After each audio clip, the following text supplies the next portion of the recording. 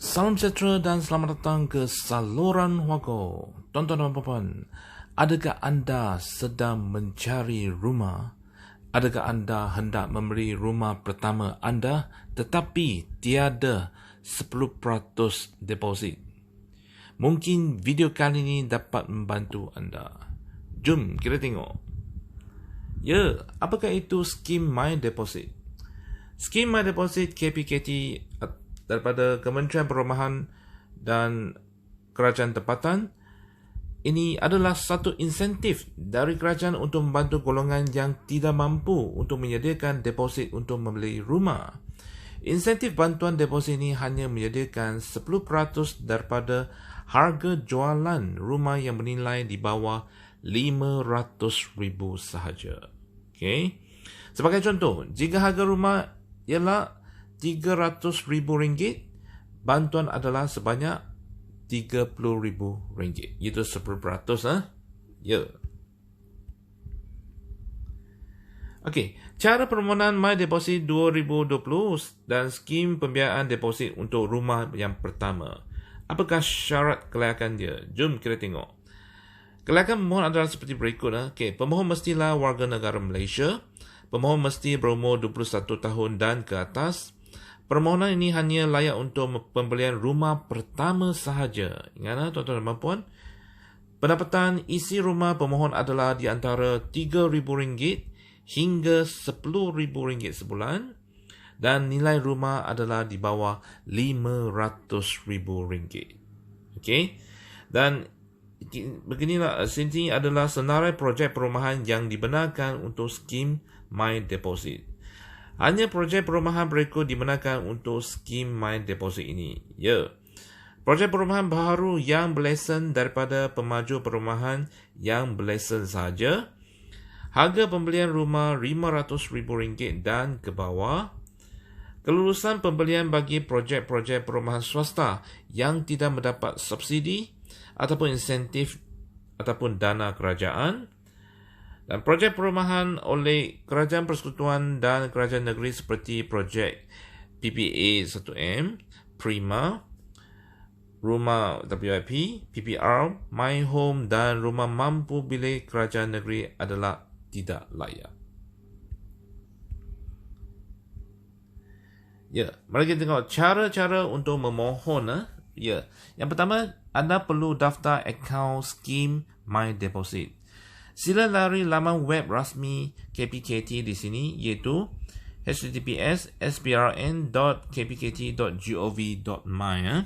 Dan jika anda belum ada akaun, sila klik daftar akaun, isikan nama, isikan nombor kad perkenalan, isikan alamat email dan tekan butang daftar. Senang saja. Lepas itu, log masuk skim My Deposit. Selepas berjaya dalam proses pendaftaran, sila log in dengan klik tab log masuk pemohon. Masukkan nombor kad perkenalan, masukkan kata laluan dan tekan butang log masuk. Senang, Jadi untuk permohonan skim My Deposit ini untuk tahun ini, ya.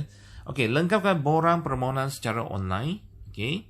Kedua, perakuan dan kelulusan akan dilakukan oleh Jawatan Kuasa Pemilihan Penerima Insentif Skim My Deposit. Ketiga, sekiranya diperakui dan diluluskan, pemohon perlu muat turun surat tawaran bersyarat bagi skim My Deposit secara online. Dan pemohon akan diberikan tempoh 30 hari untuk melengkapkan dokumen. Okey.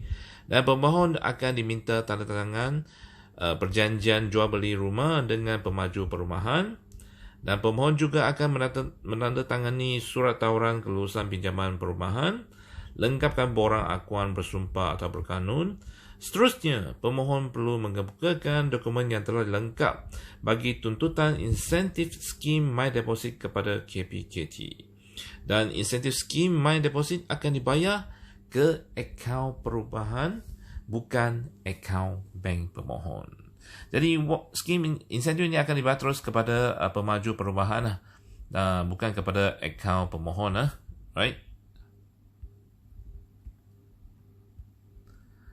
Jadi dokumen yang perlu diperlukan untuk skim My Deposit 2020 Antara dokumen yang diperlukan ketika memohon skim My Deposit ini adalah salinan kad pengenalan pemohon, salinan kad pengenalan pasangan, salinan kad pengenalan ataupun sijil kelahiran anak dan tanggungan, salinan surat nikah, sijil nikah ataupun surat cerai, sijil kematian, penyata gaji terbaru pemohon, penyata gaji terbaru pasangan, penyata KWSP atau penyata cukai pendapatan pemohon, penyata KWSP atau penyata cukai pendapatan atau pasangan, salinan SeaCris pemohon, sewa SeaCris online di eSeaCris, akaun bersumpah berkanun mengenai jumlah pendapatan bulanan pemohon dan pasangan yang bekerja sendiri dan perlu disahkan oleh Pesuruhjaya Sumpah, surat pengesahan majikan pemohon. Maklumat yang diperlukan adalah status perkhidmatan atau pekerjaan, status perkahwinan, gaji bulanan dan tempoh perkhidmatan.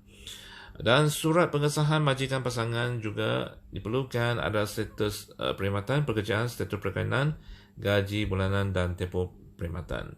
Dan hanya surat pengesahan OKU, orang kurang upaya, sama ada pemohon, pasangan atau tanggungan jika berkaitan. Dan maklumat penting di sini untuk maklumat anda, jika anda berjaya dalam permohonan skim My Deposit ini, anda akan dikenakan sekatan kepentingan penjualan dan juga dipanggil sebagai moratorium selama 10 tahun daripada tarikh perjanjian jual beli S&P yang ditandatangani. Jadi anda harus ingat, anda tidak boleh menjual rumah tersebut kurang dari 10 tahun. Okey. Jadi bila anda menggunakan skim My Deposit untuk beli rumah pertama anda akan tertakluk kepada sekatan kepentingan penjualan ini, iaitu anda tidak boleh jual rumah pertama anda ini kalau kurang daripada 10 tahun.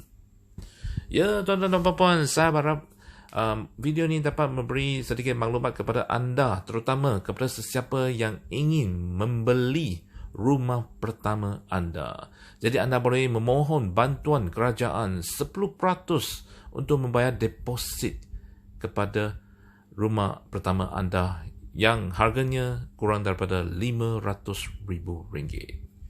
Jadi sila sebarkan kepada rakan-rakan anda yang perlu tahu dan jangan lupa subscribe ke channel saya. Sekian. Terima kasih. Jumpa lagi.